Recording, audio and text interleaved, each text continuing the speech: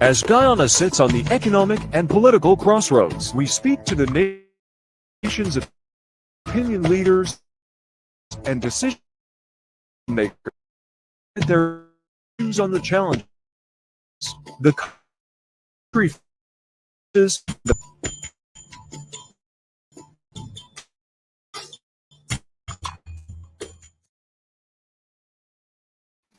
It's 11 for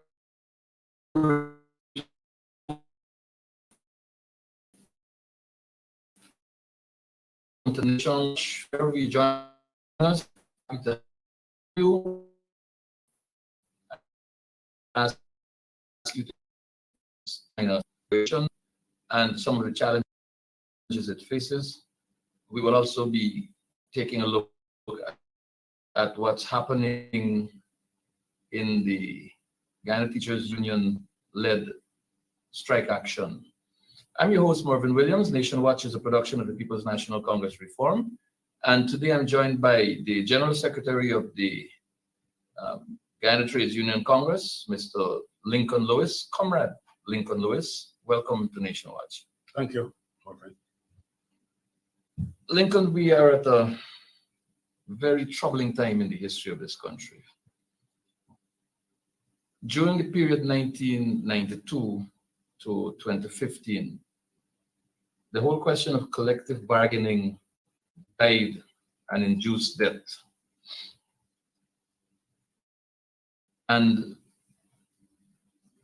Mr. Jagdeo, to his credit, in the National Assembly, admitted that it returned under the coalition administration when he said on the record in the National Assembly that he was happy that bargaining has run.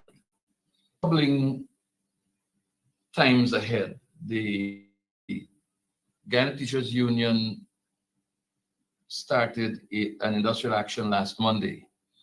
There was strike action all across the country for 5 consecutive days. There were public demonstrations all across the country during those striking exercises. The strike is expected to continue tomorrow, Monday. The GPSU and indeed the GTUC have come out in support of the Guyana Teachers Union, sending letters of support. For its part, the government has made it clear that this strike is racist and that it is political.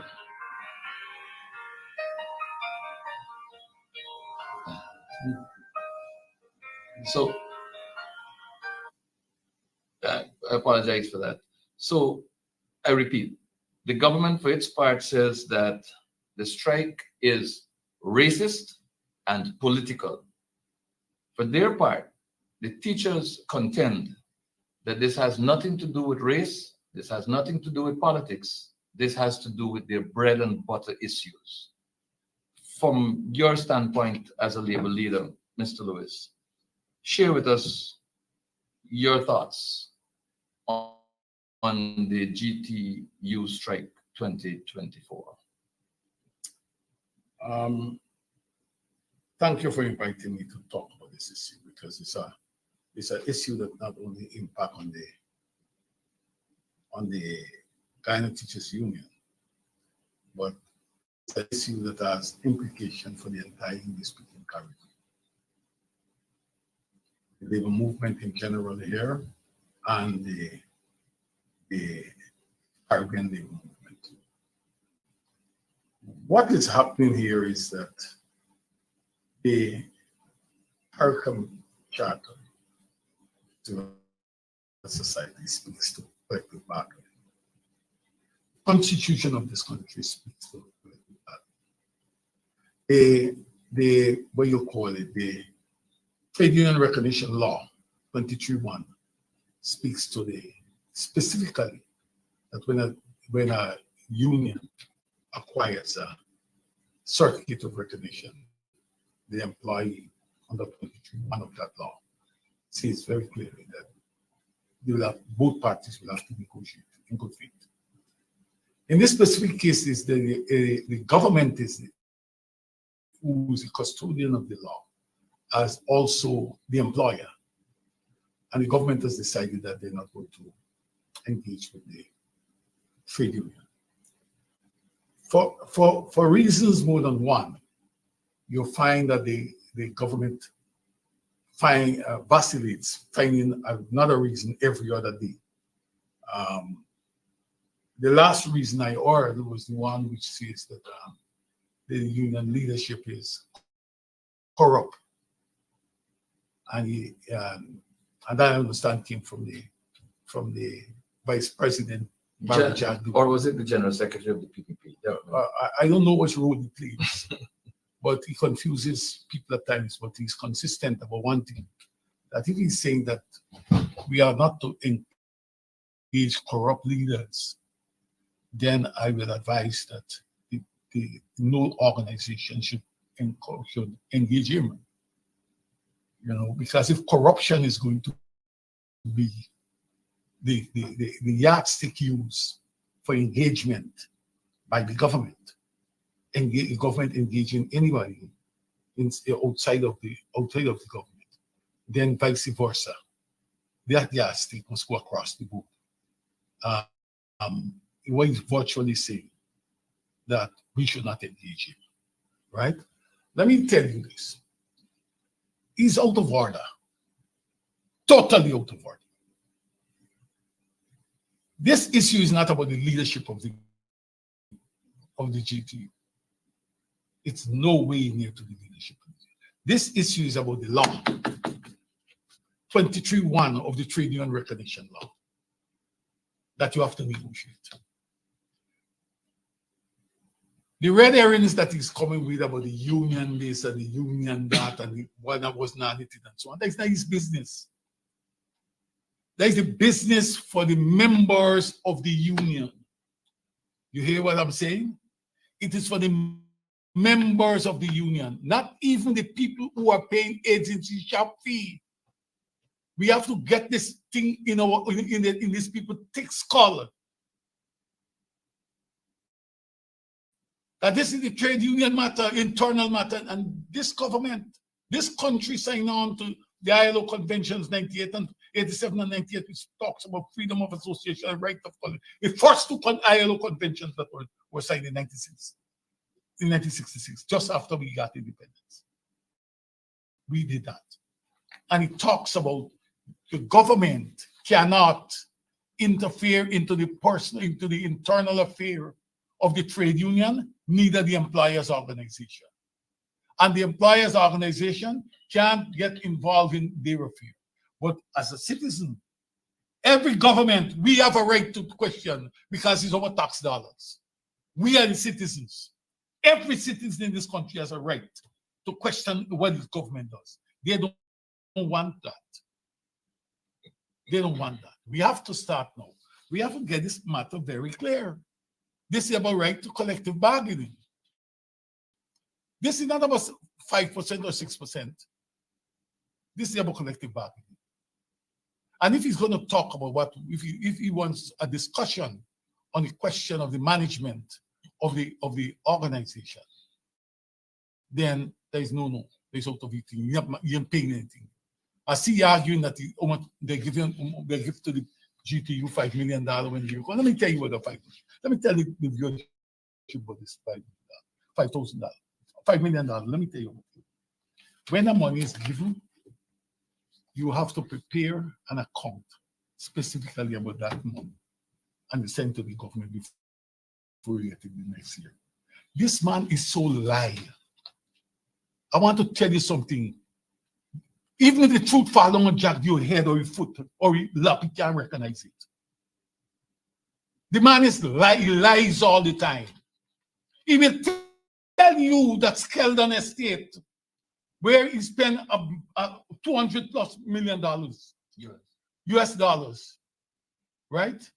Say you're gonna rehab and how much money you're gonna bring. He's gonna tell you that Skeldon walking. Even if guys so-called make 250,000 tons per year, or 200 tons per year of sugar, you know what they're gonna do? Even oh, he's so lie, he will go and tell you it's 600,000. You got to understand the animal you're dealing with. I want to bring a little bit of history into this conversation. Yes.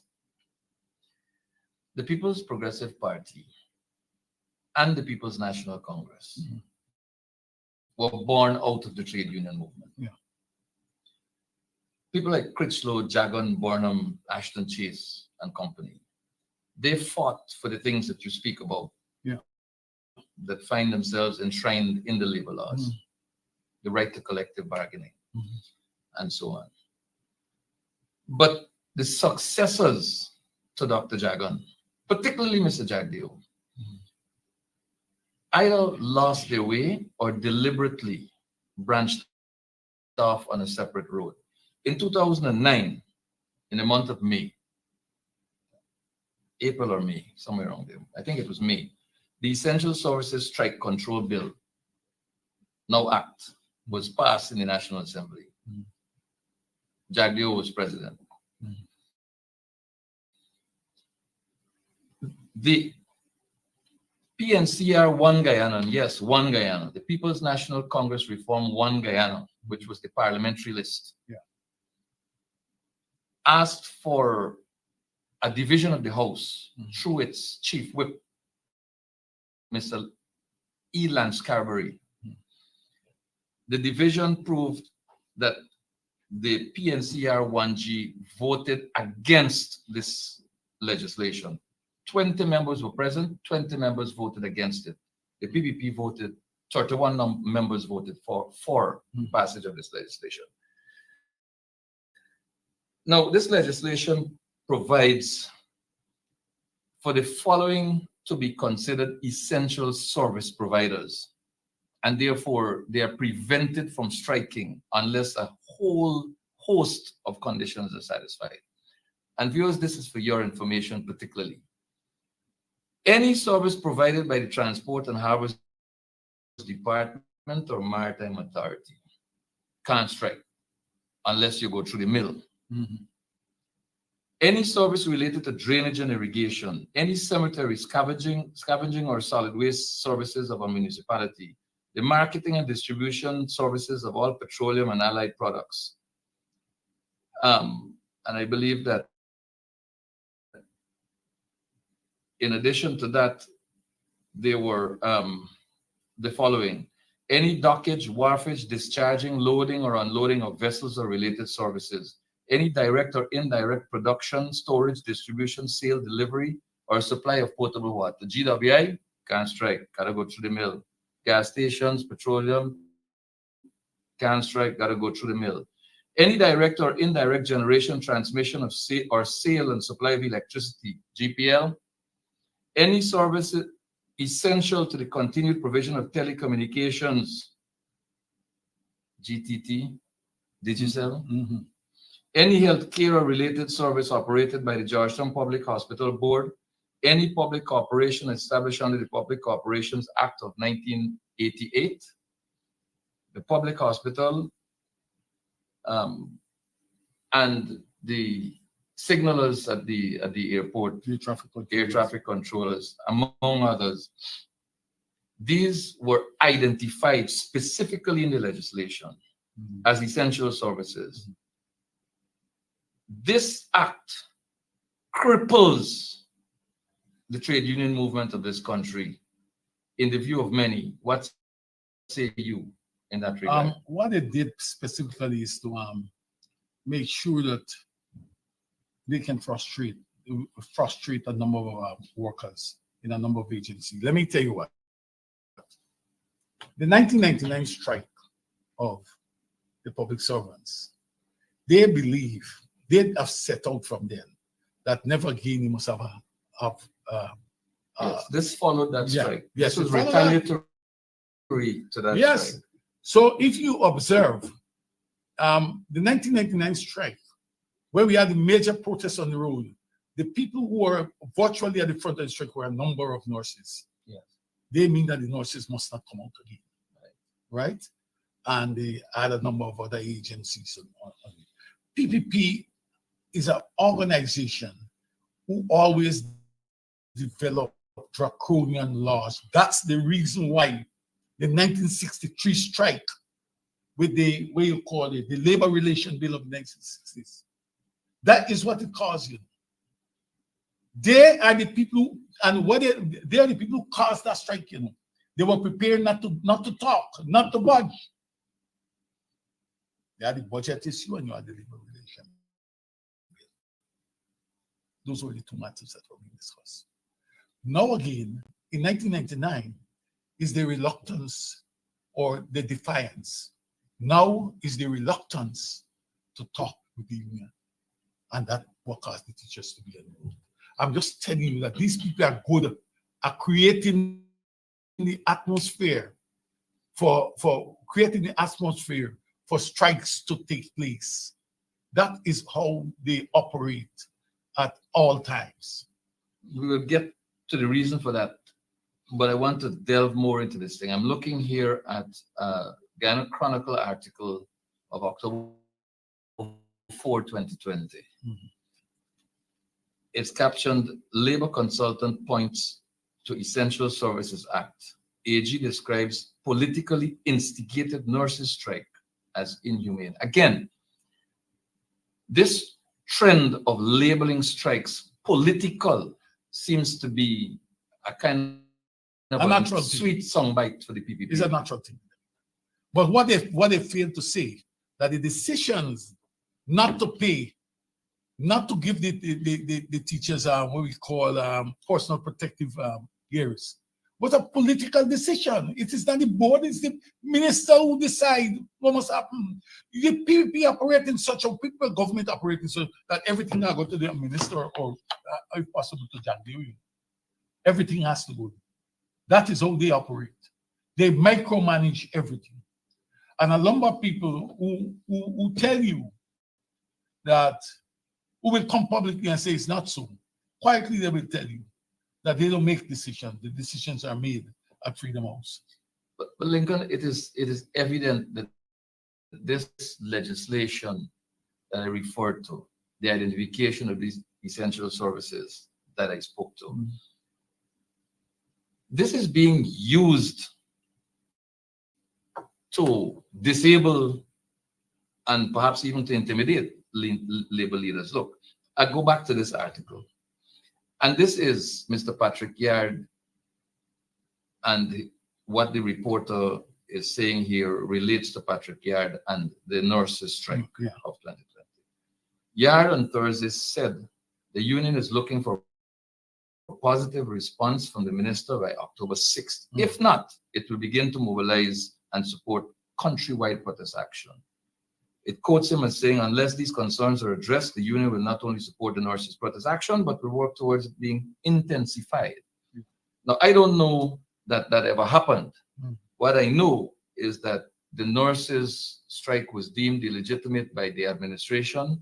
They were threatened with a whole set of sanctions. They lost income, approached the High Court, and the High Court said that they were unjustly denied their income and ordered that the income be reinstated. Yeah. But here is Nandlal, the Attorney General, and let's see what he says. The article goes on, citing the law in a letter sent to Yard, Nandlal explained that the Essential Services Arbitration Act, Chapter 5401, provides for settlement of dispute in public utility undertakings in certain services and prohibits strikes and lockout in such undertakings or services. You don't prohibit striking. No, but hold on. I know it doesn't. Oh, good. But it's a procedure and what flows within those procedures that causes the problem. Mm. Now, here is where Nandlal goes on to say some very interesting things according to this article. However, unless the protest action ceases immediately and the procedures outlined by the law are invoked, the government will have no alternative but to consider certain options, including but not limited to the institution of criminal charges, dismissals, termination of contracts of employment, suspension of collective labor agreements with the GPSU, and, does this sound familiar? The suspension of the deduction of union dues for and on behalf of the union. This is union busting. Yeah. Yeah.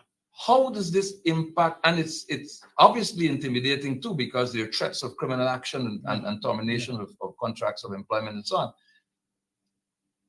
How does this affect the labor movement in this country, and how does this relate to the labor movement in the wider Caribbean region and how they're allowed to function? Let me put it this way on this issue. What did Anala said then? Suddenly, similarly it's the same thing we're seeing here now.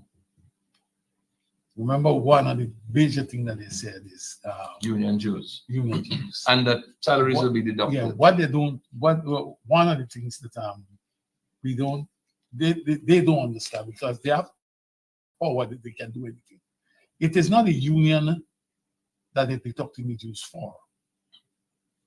They are deducting the dues on behalf of the worker who have given them an authorization. Yes. What need to be done is workers got to start now carrying them to court and fight them. They have been empowered over the years to do these type of things because we sat down, this society sat down and allowed these guys to violate laws, transgress rights, and we have not been rallying around each other to make sure that we fight as a collective. When these guys have been taking up, together all of them have been taking up a position using our resources to subjugate us in the society. The man who sells cane juice, whatever happened to the worker who working on the wharf, it impacts on his business. And we don't see that. If we begin to see it that way and understand that the trade union impact, let me give them specifically for the trade union. The trade union has what we call a social, a moral responsibility to the community within which it operates. If an employee, a man who's employed at John Finance, if he is going into a community where there's no lights, broken roads, potholes, and these type of things, and the light cut in half and all these type of things, when he gets back to work, he can't perform at his optimum. Can't. So we have that responsibility to make sure that we talk about those things in the community. And in like manner, the people in the community has a responsibility to work with us as a trade. I want to ask you a question that I'm sure is on the minds of many Guyanese. Yeah. Collective bargaining, negotiations, basic communication, they're all dependent on certain conditions being present. Yeah. One is reasonableness. The government contends through the president that teachers should be patient with it and infers therein that the union is unreasonable by going to where it's at. The General Secretary and Second Vice President, General Secretary PPP and Second Vice President of Guyana, says that the government cannot afford to pay increases at this time. The president and his second vice president do not seem to be on the same page in that particular regard, and in some other areas as well. Now, Do you believe that the unions, the labor movement generally in this country is reasonably disposed to engagement with the government? The government doesn't seem to believe that. Let me say to you that reasonableness can be very subjective, but let me take it for what it is. When the previous government upped the salary level, Jagdio, Orfanali, and your group of them said it's unreasonable. But when they came to power, rather than reversing that, they add on to what they inherited. You know, each minister get more than, since they come to power, each minister get more than, as emoluments and so on have been increased by more than $300,000, more than $300,000 per month, right? You telling me 300,000 is just around what another assistant master in a school getting paid. 2 assistant masters can be paid with 300,000 per month. You check on what we're talking about. Check it out. What we're talking about. And you telling me that the workers, the teachers are unfair. The teachers have to wait. But you take you on from the first day, you take you on up, you take you on. So wait, is it only you can, is only the minister can got to face this shop? These people ain't gotta go. These guys believe that people in this country is a personal property and we are the subjects. Don't tell people they gotta wait. You are the servants, not we the servants, not the workers, the servants of this country. You serving us. And until such time that we come to terms as the people to understand and say to these guys that they gotta stop this nonsense. Look, you have had quite recently, last year, you have had Justice Kissoon in the environmental issue with Exxon. He made a ruling. The government, the government challenged it in the court. It was not Exxon that challenged it, it's the government leader that challenged it. While they're challenging to protect that for Exxon, what we are getting from the oil and gas right now, what we are getting from oil and gas, they decide that we ought not to get what we ask for. We asking that you must have cash grants to every household in this country. But they have decided they're not going to give it to you. This is beyond. So everything we must wait when they want to give it? Man, rubbish, man. We have to tell these people where to get off, man. I want to tell you something. You see those drug criminal law? Let me tell them. Let me put them on notice. It was Thursday last that they engaged the lawyers. We're starting with them now with the court. You see them, this one, they'll tell you about where they take the, what you call it, the fire. Yeah. The Constitution says very clear that as you're a worker, you can join the union. If a law is in conflict with the to the extent that it is with the Constitution, not. yes, we are going to go to court. So let me fight. So the Constitution categorizes firefighters and prison service officers as workers. And the subsidiary legislation says they're not to be considered workers for the purpose and of that is the PPP, is them put it inside there, And you know what they did? Because they want to get the PSU out, because the PSU used to represent both fire and prison. Well, I asked the question earlier, and I don't know if I didn't put it to you clearly or whether you missed it in the jumble of the conversation, but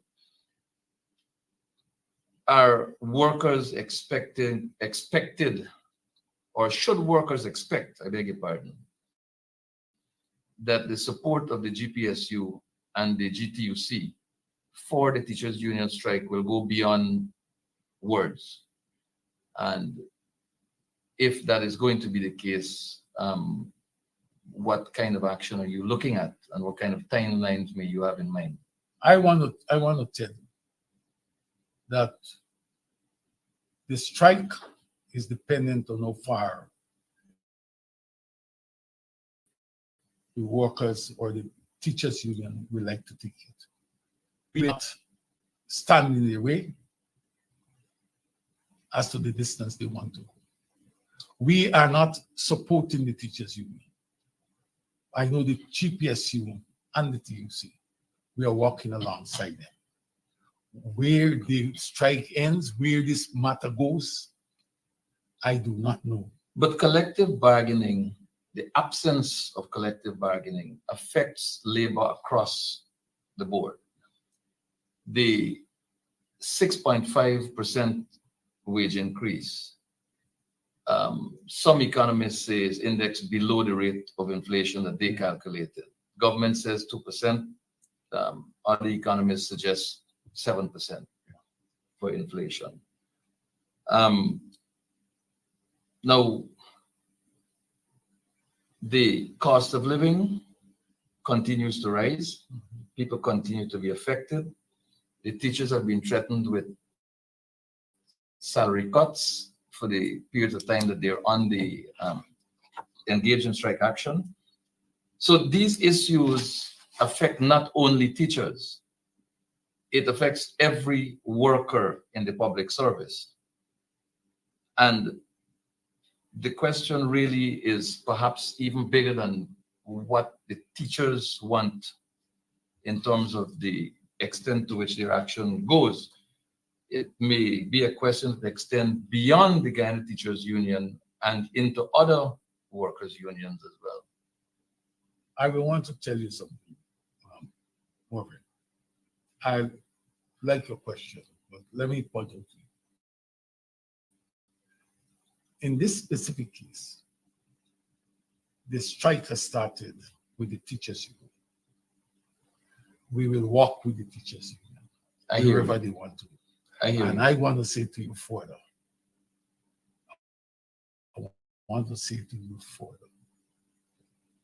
that in my deliberation with them, I believe the leadership is resolute on this issue. This issue, when you made reference about the 6.5% that was paid, they are not looking at the 6.5% because they don't believe any numbers that are being produced by this government. Tell me the national census. When last you get the right numbers? When last you get numbers? Numbers. I don't think the 2012 numbers have been released yet. Yeah, the numbers, when it comes to using numbers for development in this country, it is the PPP don't give you the true figures. So I want to, let me reiterate our position that we will, this matter, we have a long way to go. And we have a long way to go because we will be alongside with the GPS, the GTU, both the GPSU and the Guyana Union Congress. We've been talking. We do not want to, at this juncture, to give any further information about where we're going. But just to see that we are encouraged by the resoluteness of the leadership of the Guyana Teachers Union. I respect your position on disclosure in this matter, but I want to take you back again. There's a video clip that is being frequently played around this time. In fact, there are two clips. I'm sorry I didn't ask my operator to cue them up. But in one clip, Mr. Ali, in opposition, decries the government of the day and asks the question whether nurses, teachers, and police officers were not important in the whole scheme of things. And he was speaking of salary increases. During that term, I believe public sector workers benefited from somewhere in the region of 76% in salary increases over 4 years. The other clip is one of Mr. Jagdeo celebrating Mr. Granger's return to collective bargaining and urging the public service union to demand no less than 50% salary and wage increase. More recently, the same Mr. Jagdeo at the press conference said that between 2015 and now, teachers received 50% salary increase. So he seems to be, on the one hand, demanding that the previous administration does a particular thing. That administration exceeds his expectations. And now, because of the People's Progressive Party's failure in that same regard, he piggybacks on Granger's accomplishments to say that the teachers have benefited. How do you see this kind of political engineering when it comes to workers' rights? It is the behavior of the PPP. It's a behavior pattern of the PPP. They never, they don't care, that by the click of the mouse now, you can retrieve what was said 2 years ago. They just play to the gallery. They never expected that people would remember that. And they don't care, they don't even care if you remember. It is part of the behavior of the PPP. They don't believe in what they say. Mr. Jagdeo knows that he lies, and he will continue to lie. I want to tell you that. I don't believe that we can play it, and I believe it's for the public out there to know the animals we are dealing with. And why don't we believe that they care what we do? They will continue tomorrow to do the same damn thing. That is Jagdeo and team. And of course, there are the apologists who will show up in our comment section to ask for statements of polls. Let me point out to you. I want to tell you. I want you to understand something. Let me tell you something. The court can say what they want to say about the question of the last election. Let me tell you something. I am simple. I understand politics. Let me tell you what. I understand very clear, and let me make it very clear to everybody that I believe that the government was installed. I believe they were politically installed for political purposes. I believe that the powers that be were not comfortable with the previous government. It is not, when you can have a situation where you have ballot boxes without stating to poll and all these type of things, and you tell me that it's valid. Where you believe I do? Where you believe I come from? Well, and you accepting that and telling me said this election were free and fair? Lincoln, well, let me tell you, Morgan. Let me make this one. Don't ever believe what these people say. You see that oil out there? Let me tell you what I. There are people who believe that the oil is within the boundaries of this country, but they don't believe that the oil belongs to Ghanaians. And I don't believe that Jagdeo believe. He and his colleagues, they believe that the oil belongs to the people of this country, and we must get a share in it. I ordinarily don't get distracted, but there are times, I like to focus on what we're about to discuss, but when you see these facts are put out there, there's a certain group that is perhaps paid to go in our comment section and write nonsense about statements of poll. Let me tell you specifically you are asked by a court of law. And it was the People's Progressive Party who claimed to have won that election. 1997. And that was Mrs. Janet Jagan running for president in 1997, who, when served with a writ, tossed it over her shoulder and broke down the rule of law principle and its importance in this country. The People's Progressive Party's Janet Jagan did that. And in the end, it was Justice Claudette Singh who found that the elections of 1997 were null, void, and of no legal consequence, having regard to the fact that they were unconstitutionally run. And therefore, she vitiated those elections. You know what that meant? Parliament had to go and approve everything that Janet Jagan did unlawfully while she was unlawfully the president. The only other election for which there's credible evidence of rigging is the election of 2020, when countless ballot boxes were found without official documents in them, when an elections commission chairman set them aside. They were not going to deal with them, set them aside and put the incumbents at peace that they were not going to look at them. And then the next morning, they were included in the count. Thousands of ballots. So don't come here talking nonsense about statements of poll. Get your facts right and speak through a clean mouth. Not with forked tongues. Not with forked tongues. No, I'm not going back there. I'm done with that, Lincoln. I want to come to the question of the availability of money to solve this problem of the Guyana Teachers Union strike. The strike is for the right of collective bargaining to be recognized. It doesn't take rocket science for any government to do that.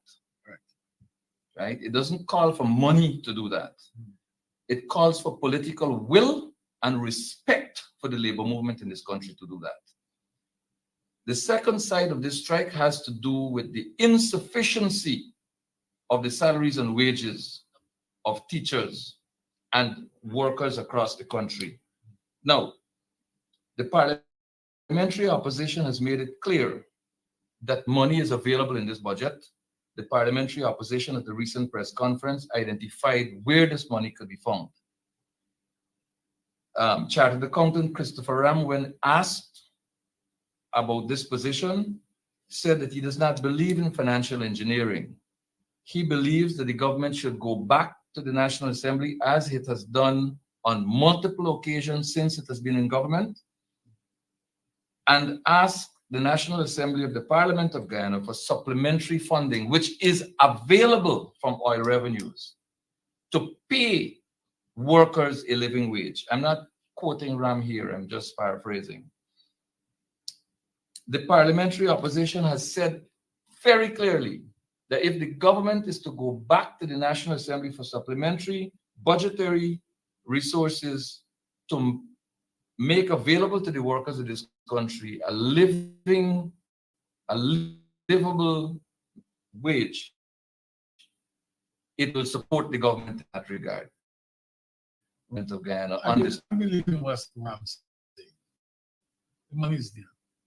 Before I come in today, there were people giving me the numbers, and they're saying to me that the money is there. We can get the money.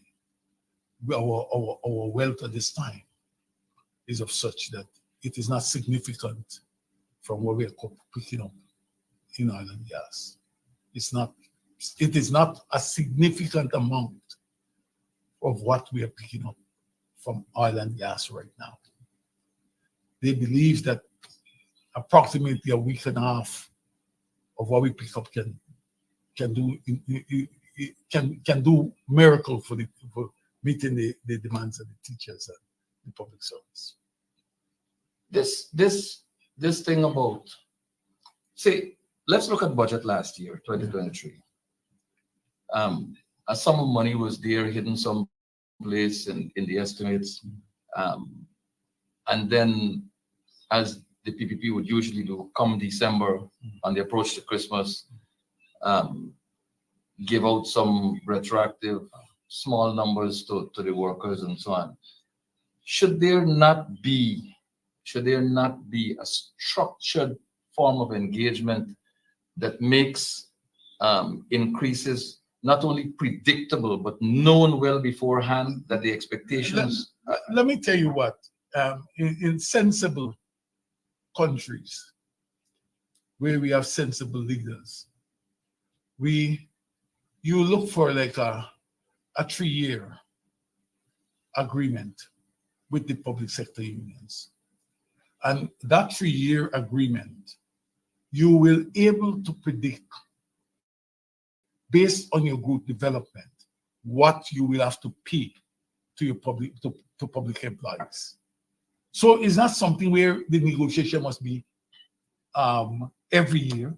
It can be for 3 years, it can be for 4 years, it can be for 5 years. But it must be. Yes, but what happens here is that they don't want to negotiate. They want to give the impression, that they're giving the people something.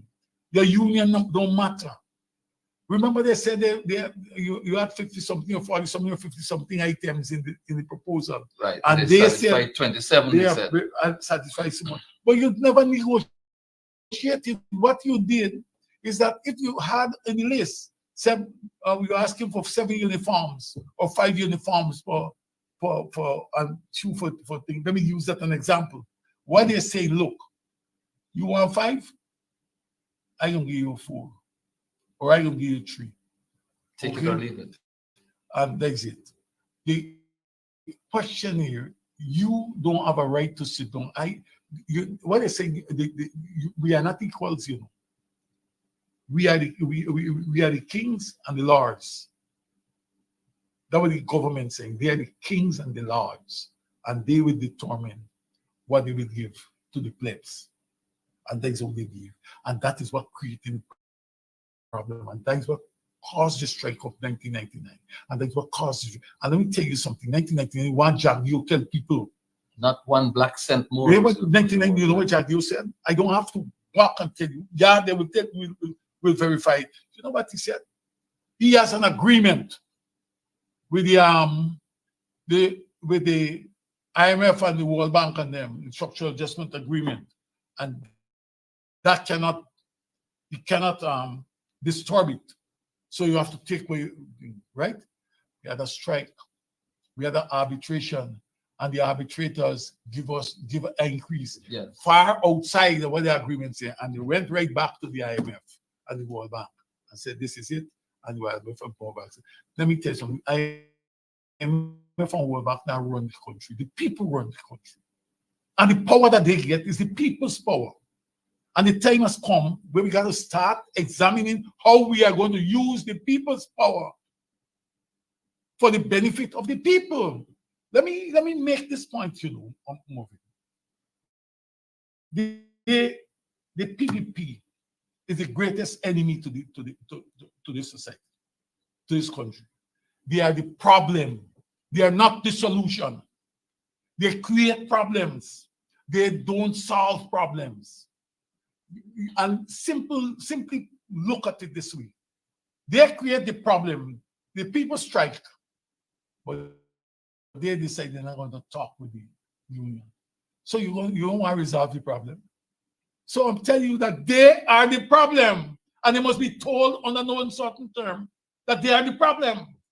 And as you talk with unionists right now around me, they see them. That's how the unions see them as problems, and something has to be done. So,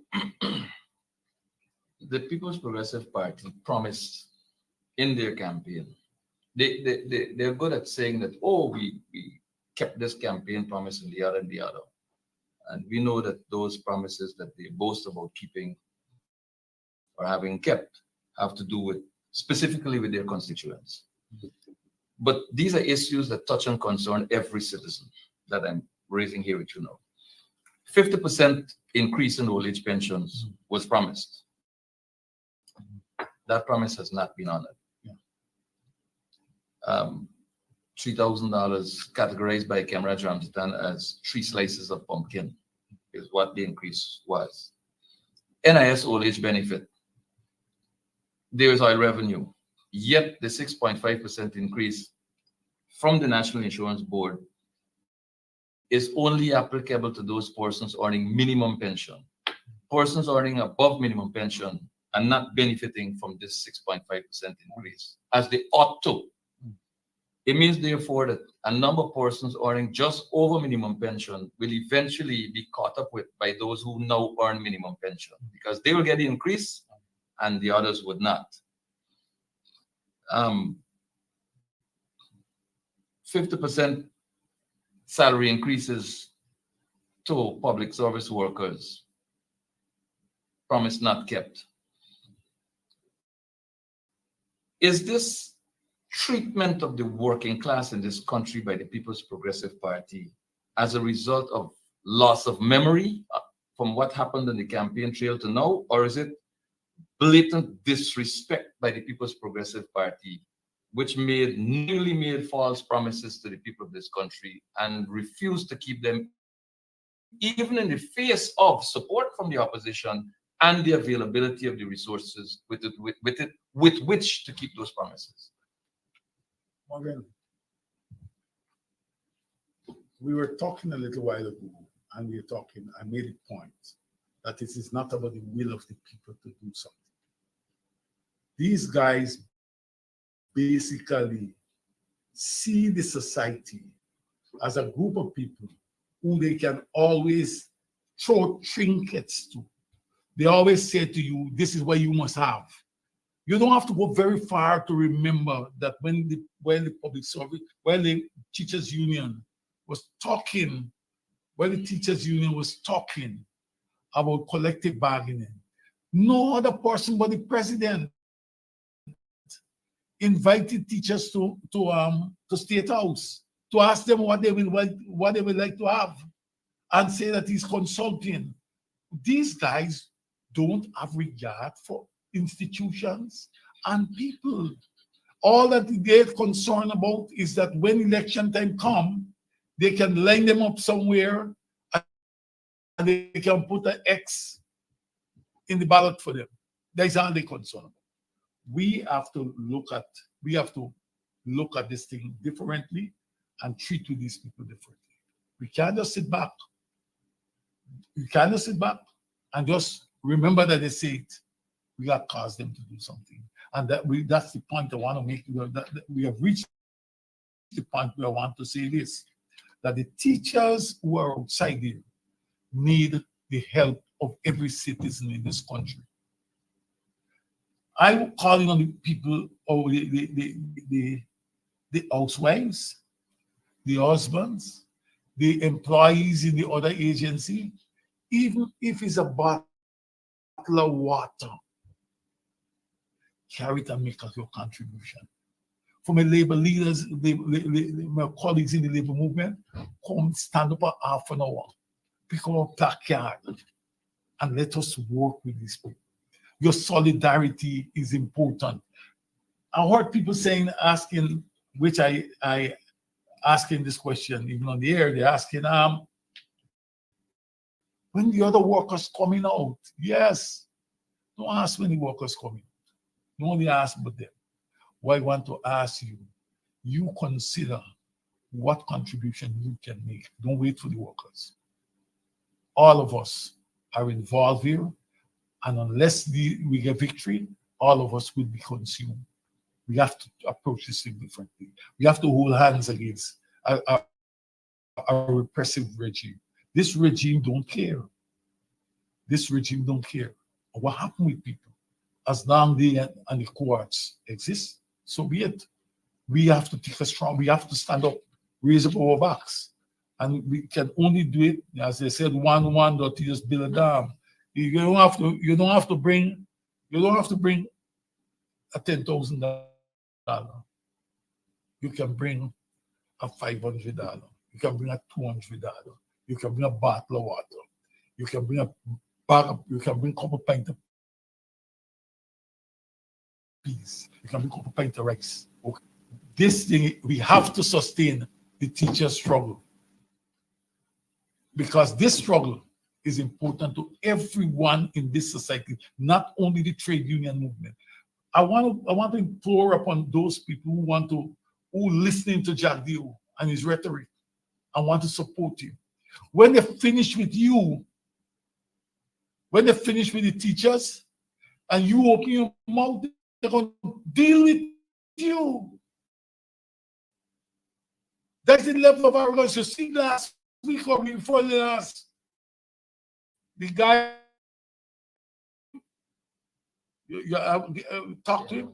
There were more instances. Yeah, that man is not the man who makes the decision, but to satisfy the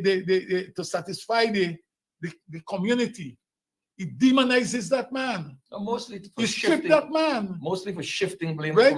Yes, moving from their incompetence right on to, because I'm sure he will put on 12 bugs at Beirut. GPL gotta get permission from them to do so. It can be done in 24 hours. Okay? All these type of things that you see, we talked to Jerry over earlier. You see the clip? Well, if Jerry is a man who is in the upper echelons of this government, and he was so contemptuous, you see the contempt in the man, right? I want to tell you something. What is? God know, you know, why I never up in them areas, because no president, no prime minister, no minister will dare talk to me like that. What I've never got from my father, I'm not going to tolerate it from anybody. I'm telling you, I don't care who you are. You understand me? You have to respect yourself first. If you can't respect yourself, you gotta start. You understand me? I'll cause you to respect. To bring something. Final words from Lincoln Lewis, General Secretary of the Trade Union Congress of Ghana. Mr. Lewis, I want to thank you very much for joining me on Nation Watch and bringing some of your perspectives to the issue at hand regarding the labor movement in Ghana and the ongoing Ghana Teachers Union strike and related matters. Thank you very much for joining me, sir. Thank you. Comrade, I should say. I apologize. I get it wrong all the time. To our viewers, I'd like to thank you for joining us from wherever you're joining us and staying the course of Nation Watch. And to those who made valuable comments in our comment section, I thank you very much as well. And for those who are misled and may have made comments not as complimentary or not as wise, we also thank you for watching the program. We will see you again next time, right here, Nation Watch. Until then.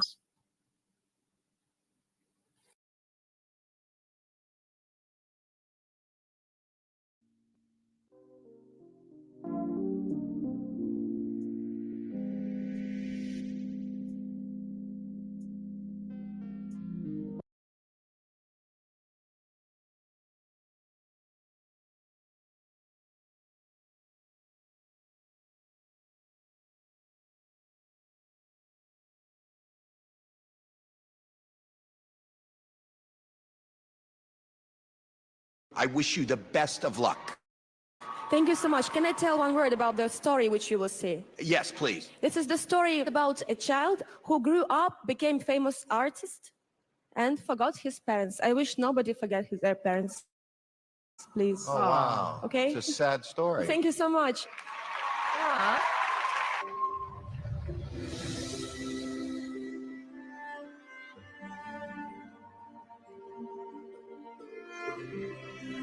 Oh, wow. Universe, all the planets,